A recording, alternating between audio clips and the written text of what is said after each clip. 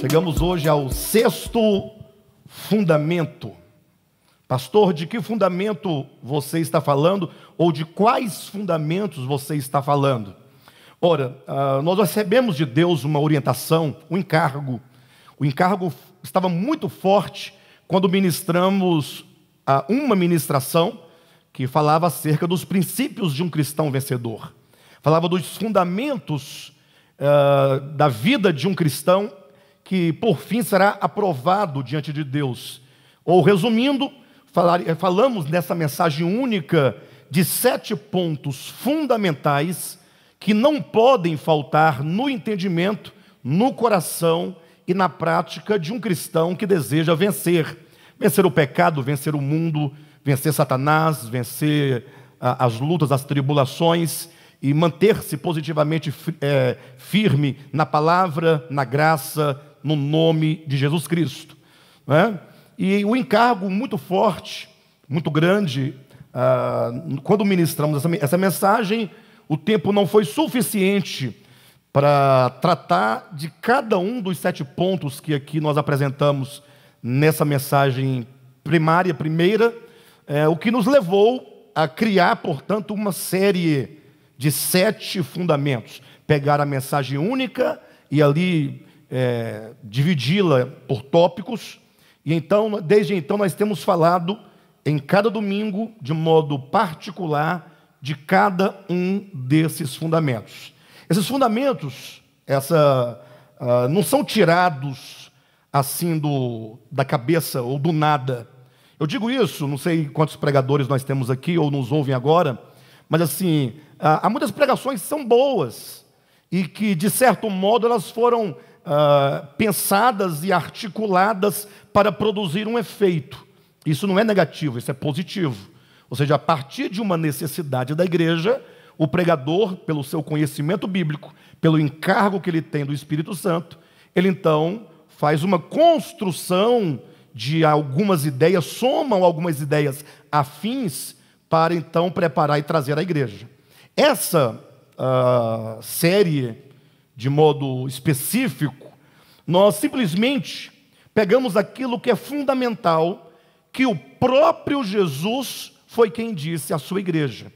Então, Apocalipse capítulos 2 e 3, nós encontramos 7 cartas escritas por João, porém que foram ditadas pelo próprio Cristo, que apareceu em visão a João quando ele estava na ilha de Patmos. E Jesus, então, nessas cartas, ele apresenta aspectos positivos e aspectos negativos que a sua igreja, ao longo da história, passaria. E a despeito de qualquer discussão teológica acerca dos destinatários ou do cumprimento profético dessas cartas, o fato é que, ao cabo de cada uma delas, o próprio Cristo diz assim: quem tem ouvidos, ouça o que o Espírito diz às igrejas. E, portanto, com essa expressão, quase que um mote que se repete em todas essas cartas, nós encontramos, portanto, a abrangência e a aplicação dessas cartas para todas as igrejas, em todos os lugares e em todos os tempos onde elas se encontrem.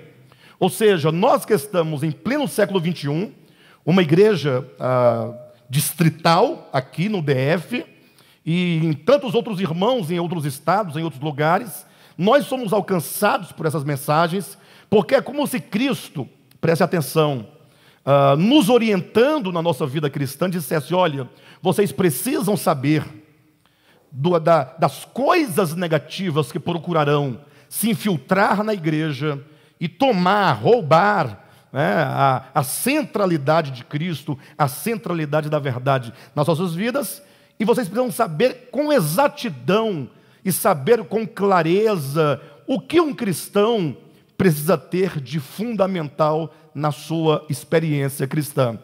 Porque a Bíblia é muito ampla e ela tem muitos contextos, mas nessas 7 cartas em Apocalipse, capítulos 2 e 3, nós encontramos o suprassumo de uma vida cristã equilibrada, sadia que está em conformidade com a vontade de Deus. Chegamos hoje, portanto, no sexto fundamento e, consequentemente, a carta à igreja em Filadélfia. Não tenho a pretensão de esgotar os aspectos proféticos, como já disse, quero apenas colocar em relevo aquilo que há de essencial para o nosso crescimento espiritual. Leia comigo, portanto, esta carta, capítulo 3, vamos ler do versículo 7 até o versículo 13, são poucos versículos, né? Talvez nós temos aqui 6 versículos apenas. Acompanhe, vocês que estão em casa, peguem suas Bíblias, os que estão aqui acompanhem, quem estiver sem Bíblia, fique atento à leitura. Ao anjo da igreja em Filadélfia, escreve: estas coisas diz o santo, o verdadeiro, aquele que tem a chave de Davi, que abre e ninguém fechará, e que fecha e ninguém abrirá. Conheço as tuas obras, eis que tenho posto diante de ti uma porta aberta, a qual ninguém pode fechar, que tens pouca força, entretanto guardaste a minha palavra e não negaste o meu nome. Eis que farei que alguns dos que são da sinagoga de Satanás, desses que a si mesmos se declaram judeus e não são, mas mentem, eis que os farei vir e prostrar-se aos teus pés e conhecer que eu te amei. Porque guardastes a palavra da minha perseverança, também eu te guardarei da hora da provação que há de vir sobre o mundo inteiro para experimentar os que habitam sobre a terra. Venho sem demora, conserva o que tens, para que ninguém tome a tua coroa. Ao vencedor, falo-ei coluna do santuário do meu Deus, e daí jamais sairá.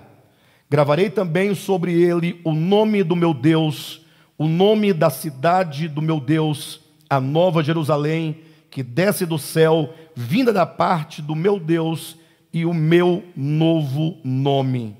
Quem tem ouvidos, ouça o que o Espírito diz às igrejas. 3 pontos são essenciais nesta epístola. Primeiro, amar os irmãos. Segundo, guardar a palavra. E terceiro, não negar o nome. Ou seja, toda essa carta se estrutura basicamente nesses 3 pilares: amar os irmãos, guardar a palavra e não negar o nome de Jesus. Alguém pode dizer: pastor, eu verifico aqui, posso observar claramente no texto o guardar a palavra e o não negar o nome, mas não consigo ver nesse texto amar os irmãos. Então, eu vou discorrer esses 3 pontos numa conversa com a igreja, uma conversa muito mais informativa, muito mais esclarecedora, no sentido de que eu não tenho aqui a ideia de pregar, a ideia de sermão, mas a ideia de nos fazer entender essas 3 coisas que são fundamentais. O primeiro ponto, que é amar os irmãos, nós encontramos no próprio nome da igreja que recebeu imediatamente essa carta, Filadélfia.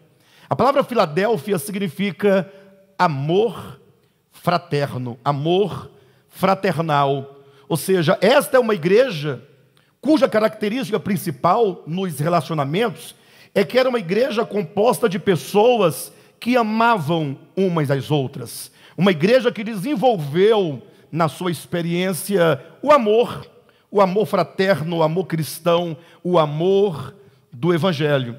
Quando nós falamos sobre o amor, inclusive na semana passada, eu dizia que, salvo engano, na quarta-feira, no estudo de Efésios, falávamos acerca de que sempre quando nós falamos sobre o amor, quando nós exploramos esse tema, o amor de Deus, inclusive o amor de Deus expresso e manifestado nos seus filhos, é o alvo do Evangelho e é o alvo de toda a nossa busca e de toda a nossa experiência. Entretanto, embora o amor seja tão claro no Evangelho, embora o amor seja o alvo da nossa busca e da nossa experiência, não raras vezes, quando se fala do amor, para muitos, inclusive cristãos, eles veem a questão, a ideia do amor como uma utopia. Ou seja, assim, puxa, é uma mensagem muito bonita, bacana, não é? Até acho que essa é a mensagem ideal e a mensagem mais coerente com Cristo, falar do amor. Entretanto, em razão do distanciamento que há entre esta verdade, o amor enquanto a essência divina, o amor enquanto o alvo e o objetivo de toda a vida cristã, o amor enquanto sendo a razão para o qual nós fomos criados, é estranho que há um distanciamento entre essa verdade e a prática humana. E não somente a prática humana, mas também, sobretudo, a prática, digamos, do cristianismo, a prática da cristandade. É estranho o fato de o cristianismo ser uma religião tão grande, tão predominante, sobretudo, no Ocidente, e, entretanto, não ter o amor como sendo a coisa mais importante. Ora, se o amor é a razão para o qual nós fomos criados, está em João capítulo 15, versículo 12. Ora, se o amor é o alvo e o objetivo de toda a nossa vida cristã, onde está isso? Mateus capítulo 5, versículo 48, Jesus disse que quando nós chegarmos a amar os homens indistintamente, sem nenhum tipo de diferença, sem nenhum tipo de preconceito, preconceito usando a religião para dividir, para matar, para oprimir, para tirar as pessoas do convívio, né? Enfim, quando nós alcançarmos esse amor indistintamente por todos os homens, assim como o Pai Celestial ama a todos os homens, sejam eles maus ou bons, diz Jesus, teremos alcançado a perfeição. Então, a perfeição que diz, se nós estamos na vida cristã, é um caminho de aperfeiçoamento. Quando alcançarmos essa perfeição, Jesus disse, qual é a medida da perfeição? Na linguagem do apóstolo Paulo, qual é a medida da estatura de Cristo? É o amor que excede todo o entendimento. Então, há uma estranheza por haver um hiato, um abismo tão grande entre o cristianismo e essa verdade central. E os irmãos podem observar que, a despeito de o amor ser tema entre tantos temas da teologia evangélica, da teologia cristã, o fato é que a busca diária, as mensagens, de modo geral, dos grandes e muitos pregadores, dos muitos ministérios, não estão convergindo para o amor. Ou seja, são muitos os temas e muitos outros interesses. O amor ficou à margem da busca do interesse cristão. E isso em razão do homem ego. O homem ego que é um fingimento, o homem ego que é uma máscara, o homem ego que é uma consciência que, uma vez desintegrada de Deus, uma vez se desintegrada do todo, agora quer fazer de si mesmo a razão da sua existência, fazer do seu braço a sua força e viver agora em prol de si mesmo. Esse é um grande problema. Inclusive, essa carta, ela não tem nenhuma repreensão, porque ela fala única e especificamente para um grupo de pessoas que podem ser identificadas com o nome amor fraternal. Não é interessante você encontrar uma carta, porque as 7 cartas do Apocalipse, cada uma delas traz geralmente uma repreensão de algum erro, seja doutrinal ou comportamental. Mas somente a carta à igreja a Esmirna e a carta à Filadélfia não traz nenhuma repreensão.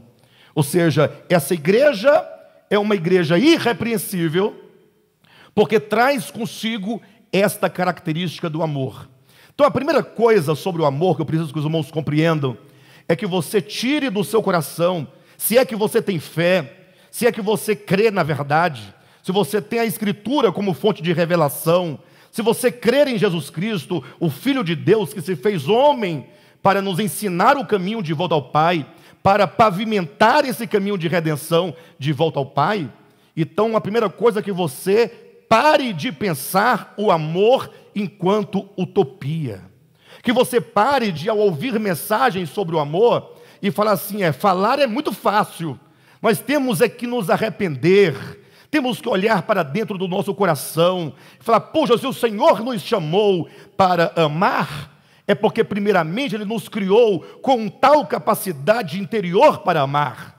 E se porventura nós não amamos como deveríamos amar, o não amar é o problema, e não querer colocar no amor a nossa desculpa para justificar o fato de nós ainda não termos alcançado esta verdade tão maravilhosa, tão grandiosa. Me recordo que há algum tempo eu falei muito sobre o amor em mensagens seguidas, e aí uma pessoa, sempre quando me ouvia, dizia, lá vem essa história do tal do amor novamente. Né? Quando eu falo tal do amor, logo você percebe que é como que dissesse, é muito bacana essa ideia, mas esse tal do amor, ele não é verdadeiro. Lembre-se, Deus é amor.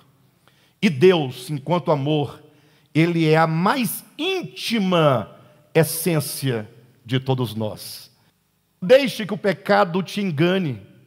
Não deixe que o pecado crie em você essa ilusão da impossibilidade. Porque não raras vezes nós pensamos, não, eu não sou capaz de amar. Eu não sou capaz de manifestar esse amor nas suas muitas nuances. E aí você agora fica enganado, ou então você fica com aquela desculpa dizendo, não, isso é algo impossível, isso só vai acontecer na eternidade. Não, acredite na verdade. Quando Deus criou o homem, Deus soprou a si mesmo para dentro do homem. Vocês sabem qual é a essência mais íntima de Deus? É o Espírito de Deus. O problema é que a igreja passou a vida inteira falando de Espírito Santo, ou Espírito de Deus, ou Espírito de Cristo, no âmbito da discussão de trindade.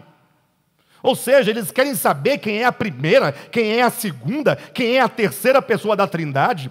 Por que o Pai é a primeira, o Espírito é a terceira, o Filho é a segunda? Qual a relação de substância? Ou seja, discutindo tanto as formas e a natureza do Deus que não se pode conhecer, porque Ele é infinito, e se esqueceram que a palavra, o termo ou a expressão Espírito de Deus é como se você falasse espírito humano.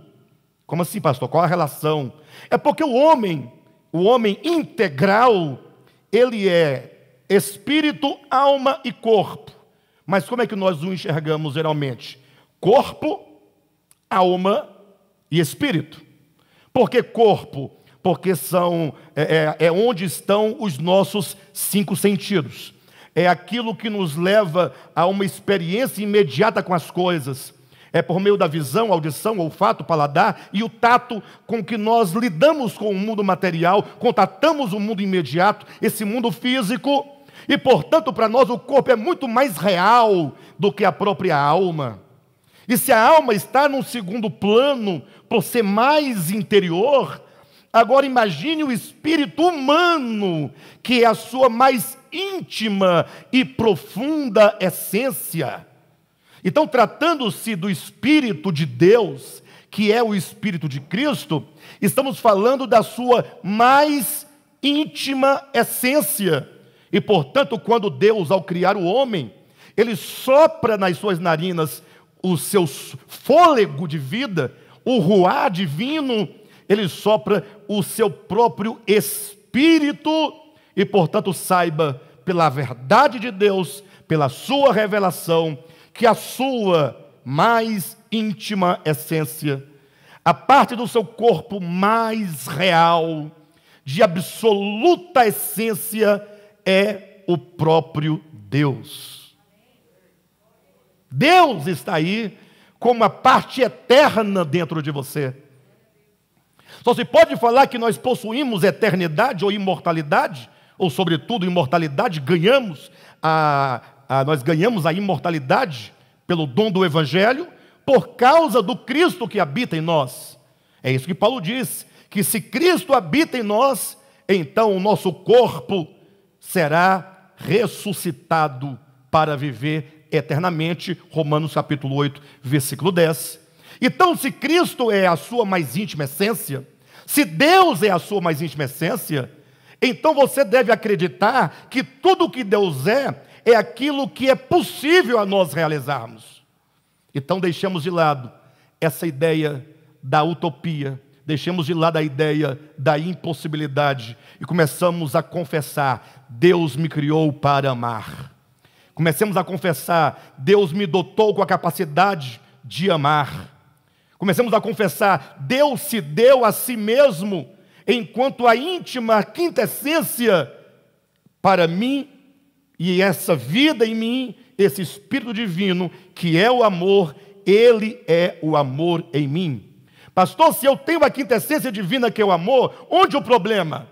Ora, o problema está exatamente no engano, na mentira. O que é o pecado? Pecado é mentira.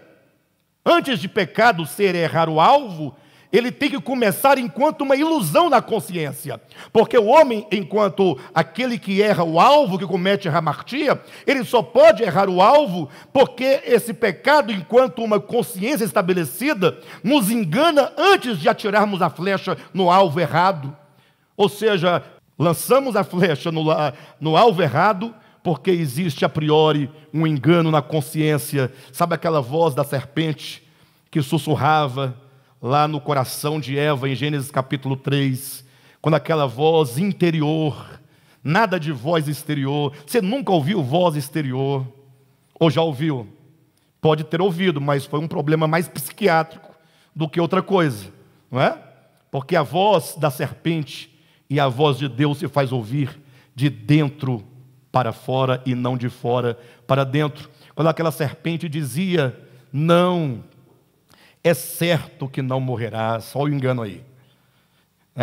Porque Deus sabe que no dia em que você comer do fruto, fazer do conhecimento o seu pão cotidiano, você será como Deus e dele não precisará mais depender, não é? De modo então que esse engano, ele é a origem e a causa do pecado. Então nós não temos que dar atenção à nossa fraqueza. Entenda, se a sua fraqueza em relação a viver uma vida segundo a vontade de Deus, se você tem uma fraqueza, pare de confessar a fraqueza, porque a fraqueza é o engano. Começa a dizer: Deus me fez assim, Deus se deu a mim. A minha capacidade de viver o Evangelho não sou eu próprio, é o próprio Deus em mim. Porque quando o homem se põe com a sua própria capacidade para tentar viver a vontade de Deus, ele quer cumprir a vontade de Deus a partir do seu próprio esforço, dá no que deu com o povo de Israel em relação à lei que Deus havia lhe dado no Monte Sinai, e que Deus deu essa lei exatamente para mostrar para eles que o homem de si mesmo não é capaz e não pode, porque o homem vive nessa ilusão. Precisamos ser libertos, portanto, de todo engano e começar a nos agarrar à verdade e a confessar a verdade. Mas quando nós falamos sobre o amor, geralmente nós temos um primeiro obstáculo, é que nós pensamos o amor do ponto de vista do romantismo. O romantismo é um idealismo. Talvez você tenha aprendido que o amor seria assim: puxa, quer ver uma coisa? Imagine só que você tem um desafeto. Ninguém se livra de desafeto. O fato de você ter desafeto não significa que você não ama. Entenda isso. Ou seja, havia muitas pessoas que não amavam Jesus quando ele estava aqui na terra. E não somente não o amava, mas também o perseguia. Mas isso não significava que Jesus não os amava. Perfeito? Ou seja, o fato de você ter desafetos, inimigos, pessoas que não gostam de você, pessoas que falam mal de você, não traga para você essa responsabilidade, desde que você cumpra o que eu direi acerca do amor em sua essência daqui a pouco. Mas entenda primeiramente que o fato de você ter pessoas que não gostam de você, desafetos, inimigos, isso não significa absolutamente que você não ama. Segundo ponto é que o fato de você ter muitos inimigos, e você agora fica naquele entendimento equivocado sobre o amor, você pensa: poxa, para eu amar, eu tenho que amar meus inimigos, eu vou ter que chamá-los para vir à minha casa, para a minha festa, para o meu aniversário, eu vou ter que estar com eles constantemente. Ora, isso é um grande engano. Ora, não é a própria Escritura que diz para nós evitarmos o homem faccioso? Sim ou não? Ora, como ela nos manda evitar o homem faccioso e ao mesmo tempo nos manda amar a todos os homens, sejam eles bons ou maus? Temos que entender essa relação. Ou seja, se é um desafeto uma pessoa que não ama você, que não gosta de você, que faz mal a você, o amor que você sente não te obriga a viver tocado e enfiado dentro da casa dessa pessoa. Até porque esse relacionamento muito próximo te faz mal, ele faz mal para você. Ah, pastor, eu pensava que para amar as pessoas eu tinha que viver enfurnado, andar de mão dada. Não, o amor não é isso. Esse é um grande engano, porque nós não entendemos o amor. Nós pensamos o amor enquanto sentimento. E amor não é sentimento. Amor nasce de uma consciência iluminada que nos faz a nos relacionar uns aos outros na verdade. Somente quando você se relaciona em verdade, você pratica de fato o amor. Pastor, o que é nos relacionar em verdade? Direi daqui a pouquinho para vocês. Mas entenda a priori que o amor não significa absolutamente, fala assim, poxa, eu não amo aquela pessoa porque eu nem lembro que ela existe. Ora, talvez porque ela não faça parte da sua vida. Quantas pessoas não passaram pela sua vida, pela minha vida, pela nossa vida, e pelos problemas que aconteceram e que acontecem, as pessoas se foram, e quando elas se vão, acontece que os relacionamentos práticos, diretos, eles são interrompidos. E você constrói agora outros relacionamentos com novas pessoas, novas circunstâncias, e você não vai ficar pensando 24 horas naquela pessoa que se foi. Então, não pense que amar é você se lembrar todo dia e ficar dizendo, é tão bom amar o meu inimigo. Eu adoro quando o meu inimigo me dá uma facada, me destrói. E para de mentira. Isso é uma grande mentira. Jesus nunca fez isso. A Escritura não ensina isso. Observa, o amor, ele brota de uma consciência iluminada. Olha, atenção, é essa a verdade. O amor brota de uma consciência iluminada, que a partir de tal iluminação nos leva a desenvolver relacionamentos, ou a nos relacionar direta ou indiretamente com todas as pessoas em verdade. Então, se você vive relacionamentos diretos ou indiretos em verdade, você está no amor. O amor, ele implica a aceitação do outro.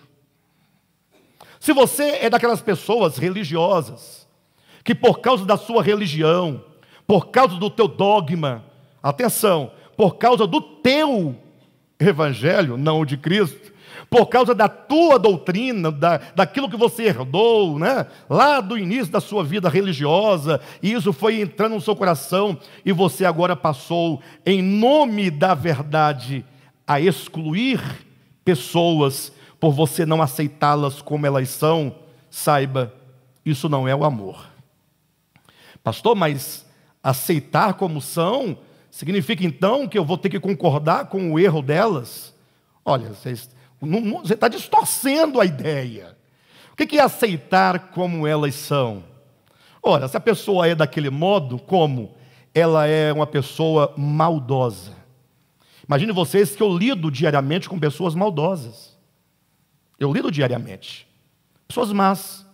Pessoas que eu sei, está claro, né? Está evidente que não querem meu bem, que se aproximam de mim para encontrar a falha. Quando eu encontrar a falha, eu vou fazer dessa falha uma fagulha, e essa fagulha vai incendiar uma floresta, e eu vou destruir a vida do pastor Alexandre. Agora, é certo que a pessoa não diz assim, eu vou destruir a vida da pessoa. Não, ela faz tudo isso em nome da verdade. Ela se sente a advogada da verdade. A pessoa se sente uma advogada de Deus. Eu tenho que defender a verdade e, para tanto, eu tenho que expor os erros alheios. E ainda vai pegar textos bíblicos para dizer: Jesus chamou os fariseus de filhos do diabo. E não conseguem perceber o contexto bíblico. Na pessoa que assim fala não sabe nem o que significa diabo. E para quem não sabe o que é diabo, no âmbito lato da palavra, leia o 4º capítulo do livro Nascidamente. Tá bom? Então, a pessoa faz tudo isso em nome da verdade, por achar que é defensora da verdade, advogada da verdade, que será advogado de Deus, e aí vai usar as palavras de Cristo, sem mesmo saber o seu próprio significado. Está lá Jesus dizendo filhos do diabo. Está vendo? Jesus era tão sincero e ele falava abertamente. Ele chamava as pessoas de filhos do diabo, e eu também vou chamar de filhos do diabo. Cuidado, porque o sentimento de Cristo era um e a compreensão do que ele próprio dizia era uma. O seu sentimento, a sua intenção e o seu entendimento das palavras pode não ser o mesmo de Cristo, e é quase certo que não é o mesmo de Cristo. De todo modo, a pessoa, quando ama, ela aceita o outro como ela é. Ela não chancela o outro com os seus erros, com o seu passado, com a sua história ou com as suas práticas. Eu não vou entrar nos detalhes da parábola do bom samaritano, mas só a nível de exemplo, imagine você que aquele homem samaritano que socorreu aquele homem que estava caído na vala, eles tinham um profundo problema entre eles. Não um problema de ordem pessoal, muito maior. Havia ali um problema histórico, havia ali um problema cultural, um problema religioso, porque o homem que estava caído naquela vala era um judeu, e aquele que o socorreu era um samaritano. Portanto, o samaritano não tinha que ficar dizendo: eu amo os judeus, para dizer que tem amor no coração. Mas ele precisa ter o quê? Uma aceitação do outro como ele é. Quando se tem no coração aceitação, então agora você pode praticar o socorro. Ou seja, você não imputa no outro aquilo que ele realiza. Não significa que você deve concordar com as atitudes. E só um detalhe e um conselho: mesmo quando você discorda de algo, guarda no seu coração para você, e não use aquilo como uma ferramenta para tentar mudar o outro por meio da rejeição e por meio da exclusão. Não importa. Então, quando você certamente tenha a aceitação, você agora, a exemplo do samaritano, você agora também socorre a pessoa, independentemente de qualquer coisa. Não faça como muitos fazem, sobretudo com a ideia de muitos, quando vê alguém no sofrimento, diz: é a mão de Deus pesando sobre essa pessoa. Alguém já ouviu essa expressão? É a mão de Deus? Ou seja, se Deus está irado contra tal pessoa, por isso ela está com câncer, por que eu vou socorrer alguém que o próprio Deus está colocando uma doença dessa qualidade nessa pessoa? Ou seja, um tipo de raciocínio muito egoísta. Primeiro, que Deus não colocou câncer em ninguém. Não, pastor, não. Olha, todas as coisas negativas não procedem de Deus. Entenda uma coisa, quando João diz: Deus é luz e nele não há treva nenhuma, quer dizer, a natureza divina é luz, e portanto tudo que dele procede só pode ser luz, não pode estar vinculado às trevas. Pastor, por que então que há tanta miséria no mundo, se não é de Deus? É por causa do homem, é por causa do pecado. O salário do pecado é o quê? A morte. E entre o pecado e a morte, o que tem? Todas as consequências do pecado, porque a última de todas as consequências é a morte, que é o último inimigo a ser vencido. E portanto precisamos entender que de Deus não procede nenhuma enfermidade. Tem algumas pessoas que, para defender a soberania de Deus, eles pensam que Deus na eternidade... Agora imagine vocês, pensa comigo Deus na eternidade. Vamos lá, vamos para a eternidade. Deus na eternidade, sentado, uma grande escrivaninha de ouro, uma caneta de ouro. Se eu vou agora escrever o destino das pessoas. Vou escrever tudo o que vai acontecer com elas, segundo a minha vontade. Imagina só, o fulano de tal, sobrenome tal, tal, tal, vai contrair câncer. Deus falando, minha vontade, vai acontecer. Pastor, mas Deus não já sabia de tudo isso? Sim, Ele sabia, mas não que Ele desejou. O desejo de Deus é que todos os homens sejam salvos. E o que Deus não deseja é quando diz lá em Ezequiel, Deus não tem prazer na morte do ímpio. Então pega esses dois textos, se Deus não tem prazer na morte, mas Ele quer que todos se salvem, então o desejo dele não está vinculado ao pecado nem à morte. Ele apenas, por Ele ser onisciente, Ele sabe de todas as coisas. Inclusive é algo que nós podemos até corrigir. Quem sabe, ainda há tempo de corrigir. Nós ainda falamos isso muitas vezes. Alguém posta no grupo, fulano de tal faleceu. Tempo de Covid, está tendo muita morte, não é? Aí a gente fala assim às vezes, né? Ah, mas Deus fez a sua vontade. Não, Deus não fez a sua vontade. A vontade de Deus é que o homem nunca morresse. A vontade de Deus é pela vida, é pela saúde, é pelo bem. Deus é graça, é amor, é misericórdia. Ah, mas Deus recolheu. Não, queridos, entenda. A pessoa morreu de uma enfermidade que procede do pecado, da irresponsabilidade humana.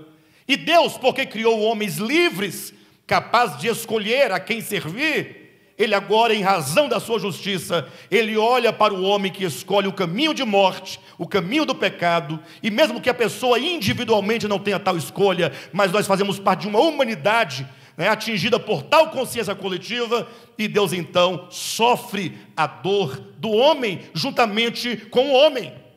Querem a prova disso? Jesus é Deus? Sim ou não? Jesus é homem? Enquanto Deus, Ele não está preso nem ao tempo, nem ao espaço. Para Deus, enquanto ser divino, absoluto, Ele não tem problema com absolutamente nada negativo, porque estando Deus no plano da realidade, tudo já está feito e realizado. Sim ou não?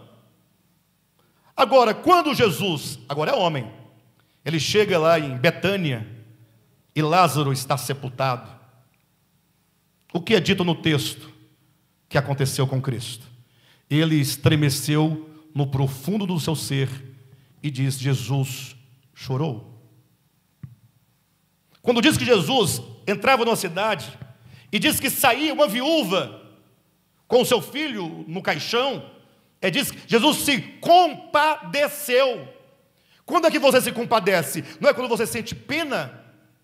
Quando você vê uma miséria e você fala, puxa, mas por que essa miséria?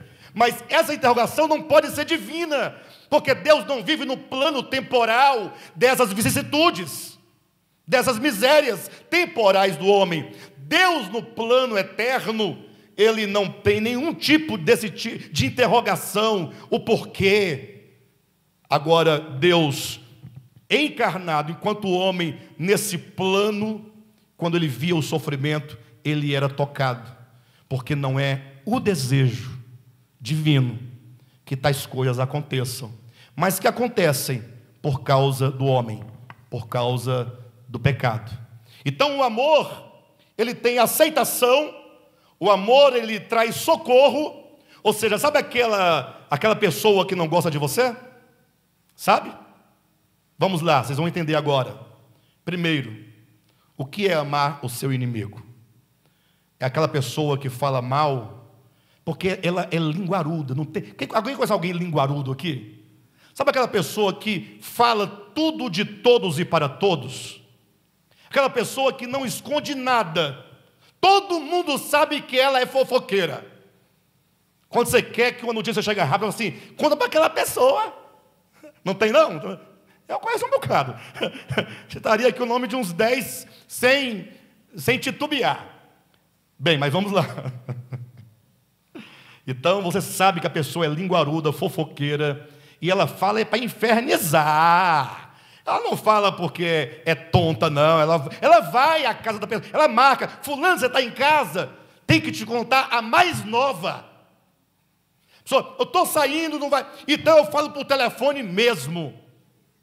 Agora, se a pessoa tiver tempo, então me espera aí que eu já estou chegando. Prepara o café que eu estou chegando. Quero conversar, sentado à mesa, comendo pão de queijo, tomando café. Porque o babado é forte. Não tem a ideia o babado é forte. Então, essa pessoa te faz mal. Pastor, eu tenho que amá-la? Sim. Mas como é que eu vou amar alguém que me faz mal? Não é você desenvolver um sentimento, né, e ficar pensando, eu queria tanto estar pertinho. Não, eu não quero estar perto. Quanto mais distante eu puder estar, mais eu preservo a pessoa, porque menos razão e motivo eu dou para ela pecar. Agora, da minha parte, eu aceito, eu compreendo a sua fraqueza. O fulano é fraco, preciso orar por ele.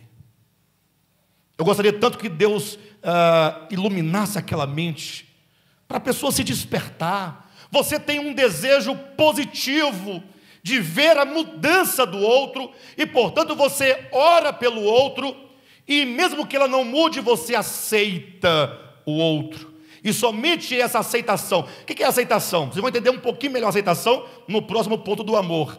Mas quando você tem essa aceitação, no dia que essa pessoa estiver sofrendo na sua frente, você vai socorrê-la.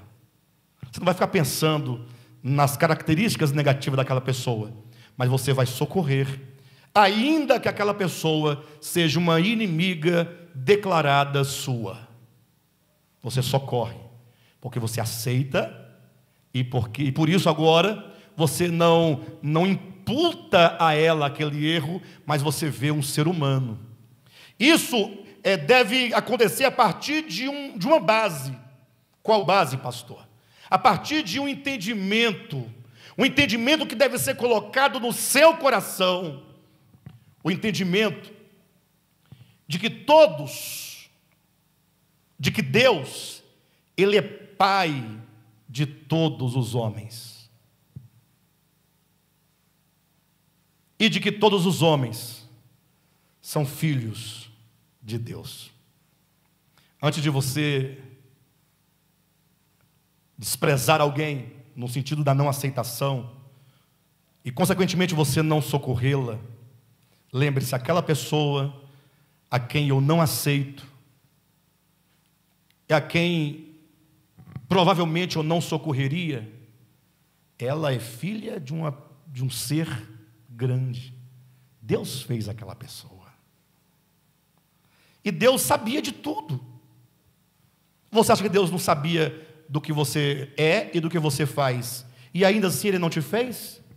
E ainda assim Ele não te amou? E Ele não pagou, Ele não deu o seu filho como preço, alto preço por você? E isso não nos toca? Ou será que nós nos sentimos melhores? Eu creio que esse sentimento de ser melhor talvez seja um grande problema para a aceitação.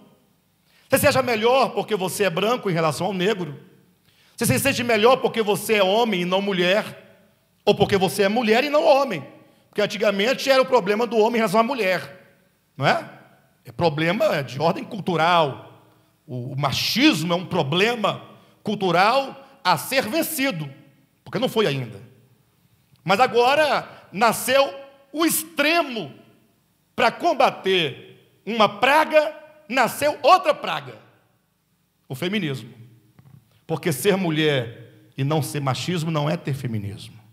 Feminismo é ideologia, machismo é ideologia. São dois extremos comportamentais de um mesmo erro. São os extremos do erro. Para você poder se libertar de qualquer um desses males, você tem que entender, todos são iguais, não perante a lei, deveria ser, mas todos são iguais perante Deus, porque Deus criou macho e fêmea, e os abençoou, e lhes chamou pelo nome de Adão no dia em que foram criados. Nenhuma estratificação, nenhuma diferença senão de natureza, a mulher aceitando a natureza de mulher, o homem aceitando a natureza de homem, um sabendo que um é metade de um inteiro, porque o outro me completa e eu completo o outro. Essa ideia de que somente homem e mulher tornam-se agora um só, o que significa que esse um só, se não ocorrer, se torna parte, porque tudo é importante para Deus, e todos são filhos. É aquele que se acha melhor do que o outro, porque eu sou hétero e o outro é homo. Ah, não, negócio de homem não é comigo, eu sou muito macho. Eu sei, ninguém está falando para você mudar sua escolha, ou seu comportamento, ou sua natureza, ou sua psique, ou sua alma. Não é disso que eu estou falando. Você tem que olhar para a pessoa e aceitar ali um ser humano. Pare de olhar as pessoas a partir das características que a sociedade lhes imprimiu, ou as chancelas que foram colocadas. Vem um e coloca uma placa de um lado. Vem outro, coloca outra placa. Daqui a pouco você está igual Mateus, da Bíblia, do primeiro evangelho. Como assim, pastor? Mas lá tinha um propósito de revelação. No seu caso, tem um propósito de maldade. Estão entendendo nada, né? O que tem Mateus? É que Mateus, quando foi falar a genealogia de Cristo, Josué, você lembra? Ele diz assim: e Salomão gerou um filho, o normal seria o quê? De Betseba. Se Salomão gerou um filho de uma mulher, qual é o nome da mulher? Não é Betseba ou não é? Mas ele não diz isso, ele diz: Salomão gerou um filho daquela que era mulher de Urias. Olha a história voltando para cá. Está vendo? Olha, eu fazendo referência a uma pessoa a partir do seu passado, a partir da sua atitude. No caso de Mateus, o propósito é muito claro: mostrar que até os pecadores fazem parte da genealogia de Cristo. Então aqui não há chancela em Mateus. Mas nós costumamos falar assim: sabe aquela pessoa, o fulano? Não, quem é o fulano? Por que você não cita o nome do pai dele, da irmã dele, ou uma situação boa que recorda? Não, aquele camarada que assaltou aquela casa, a casa do fulano, aquele irmão. Aí você traz sempre o passado, o pecado, a falha, e você coloca ali na pessoa. Então é preciso, queridos, que nós entendamos claramente que precisamos olhar a todos os homens como iguais, porque todos têm a mesma natureza humana, todos têm a mesma natureza divina, todos são filhos de Deus, e Deus é o Pai de todos. É a filiação universal e a paternidade divina a todos os homens. Esse é o fundamento, a partir do qual eu devo olhar o outro, e agora eu me relaciono diretamente ou indiretamente a partir dessa verdade suprema, e portanto o amor aceita. O amor, consequentemente, socorre, não é? O amor, ele também faz uma coisa muito bonita. Quem já ouviu falar de perdão aqui? O amor perdoa. Ele fala: pastor, eu sou difícil de perdoar. Eu sou difícil de perdoar. Pastor, é porque assim, eu não sei, você deve ter uma natureza muito boa, ou sei lá, se não tem, mas assim, não é fácil para mim. Já ouviram isso? Entenda que perdoar não é esquecer o acontecido no sentido próprio da palavra. Como é que eu vou esquecer de uma coisa que me fizeram? Mas é possível que você se esqueça. É possível, sim. A minha memória, por exemplo, é muito curta, né, em termos de acontecimentos. Tem coisas que aconteceram na minha vida que às vezes me lembram, eu falo: olha, agora eu lembrei, mas eu não lembrava. Um dos meus grandes erros no passado, um deles, foi eu criar uma situação, ou melhor, entregar, eu encontrei uma metáfora, né? Foi eu entregar uma pepita de ouro na mão de uma pessoa que no passado já havia quebrado, jogado fora e pisado as pérolas, muitas vezes, em relação a mim. Ou seja, num dado momento eu esqueci daquela característica. Como é que você vai entregar uma coisa tão preciosa para uma pessoa que já mostrou para você que ela não vai segurar aquela onda, ela já tem um perfil, não é? Então você não ama, que o amor entrega. Não. Você imagina só. Pensa comigo. Vamos lá, deixa eu criar. Vou usar esse casal, que esse casal ele não tem futuro. Então eu posso falar que eles não vão ficar chateados. Imagina só se o Gilmar tem, isso que é hipotético, irmãos.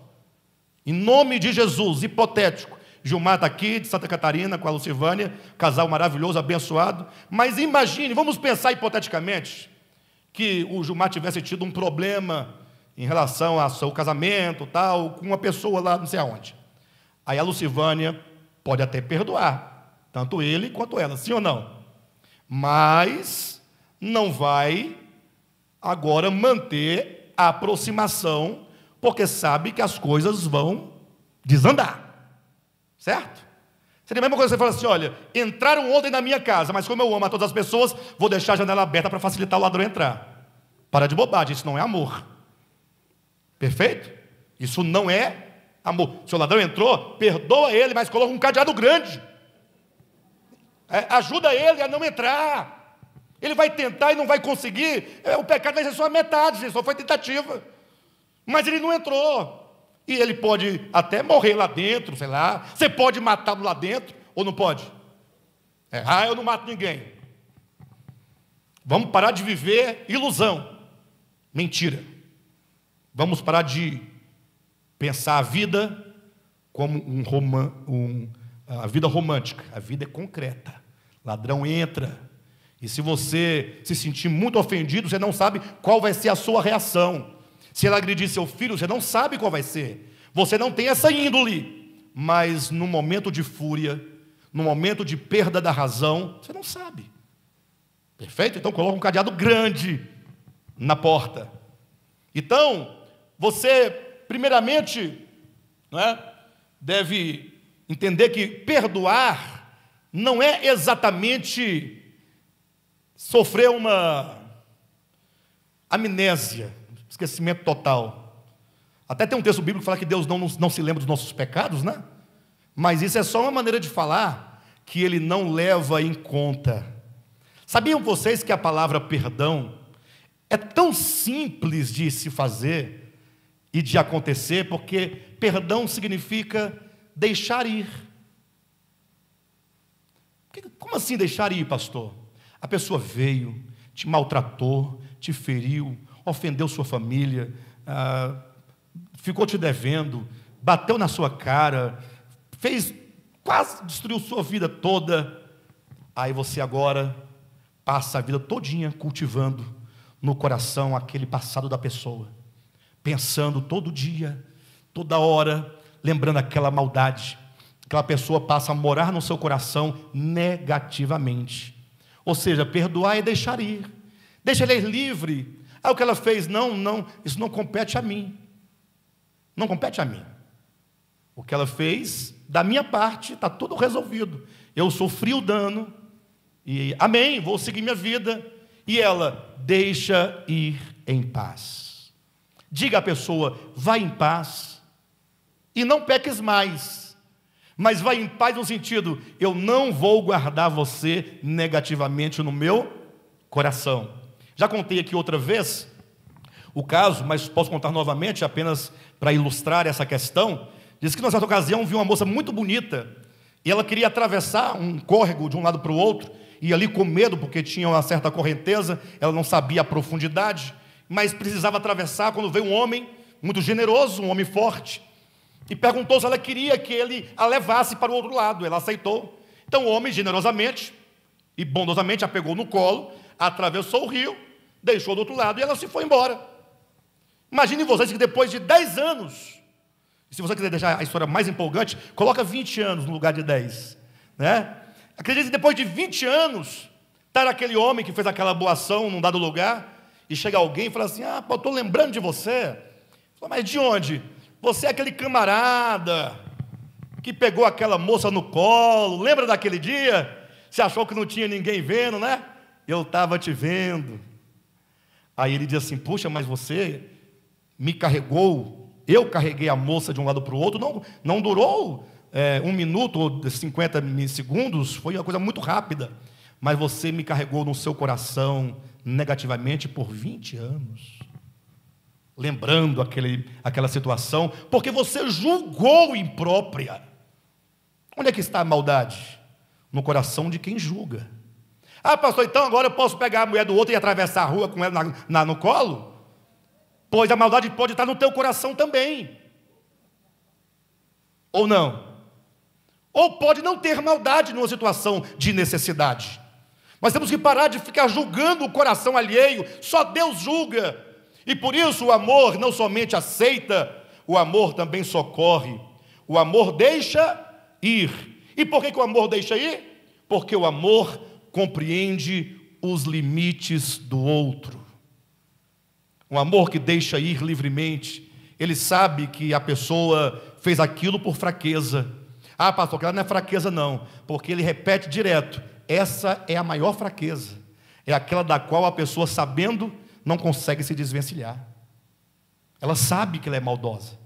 Ela sabe que ela é impura. Ela sabe que ela compra e não paga. Ela sabe, só que isso marca toda a sua experiência. E você, enquanto aquele que ama, entende, aquela pessoa só chegou ao crescimento até aqui. Mais um dia ela vai crescer um pouco mais. E depois ela vai crescer um pouco mais. Porque o amor acredita. Porque Deus, sendo amor, acredita em todos nós. E, consequentemente, se aceitamos, deixamos ir, compreendemos os limites, socorremos. Agora, há 2 pontos que eu coloquei negativamente, que são importantes. Não se assenhorar sobre o outro. E, consequentemente, não procurar se vingar do outro. O que é não se assenhorar? Lembra que eu disse sobre... Eu falei que daqui a pouco vocês iam entender melhor o que significa aceitar o outro. Por que eu devo aceitar o outro nos seus limites e nas suas fraquezas? Porque eu não sou o senhor daquela pessoa. Eu não sou o senhor dela.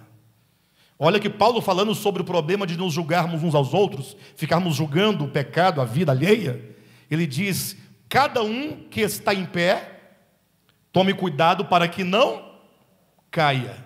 E ele ainda completa dizendo: não devemos nós julgar os outros, porque todos nós somos servos de um mesmo e único Senhor. Ou seja, o Josué tem um Senhor sobre a vida dele. Ele não precisa de que nós fiquemos vigiando a vida dele e julgando, está certo, está errado. Josué é isso, é aquilo outro. Não precisa. Existe um Senhor sobre a vida dele. E diz a Escritura ainda que todos nós prestaremos contas a ele. Ora, então, se aquilo que você julga que não está correto no outro, deixa ele em paz, deixa ele ir, admite, aceita o outro, sabendo que ele prestará contas a Deus. Ele, o Senhor, Cristo é o Senhor de todos nós e sobre todos nós. E por isso, não somente nós não julgamos, e quando sofremos algum prejuízo, algum dano, nós também não nos vingamos, porque é dito: a vingança pertence a Deus. Quando você faz, aí logo a pessoa diz: ah, então Deus tem vingança, então Deus se... Gente, pelo amor de Deus, que coisa. Quando diz que a vingança pertence a Deus, quer dizer só uma coisa: não cabe a você. Porque toda vez que você julga e você se vinga, você fere a verdade e você fere o direito. Deixa com quem pode, deixa com o Criador, Ele sabe o que faz. Não julguemos uns aos outros e também não nos vinguemos. Na próxima semana, Josué já havia me advertido sobre isso, no início da reunião: pastor, faltam quantas mensagens? Eu falei: mais 2 hoje, mais domingo. Mas vai ser preciso mais umas 2 ou 3, né, pastor? Eu falei: não vai não, fique despreocupado que hoje eu vou encerrar aqui. Mas ninguém está com pressa aqui. Estão com pressa? O importante é nós entendermos essas coisas. Tá bom? Vocês estão felizes porque os dois entenderam sobre o amor? Mas vocês já sabiam, né? Mas nós pontuamos algumas questões simples que nos ajudam a saber que você é capaz. Sem ficar apaixonado e agarrado e beijando o outro para dizer que ama, né? Basta você aceitar, basta você socorrer, não se assenhorar, não se vingar, compreender os limites, deixar ir, deixa o outro ir. Tá bom?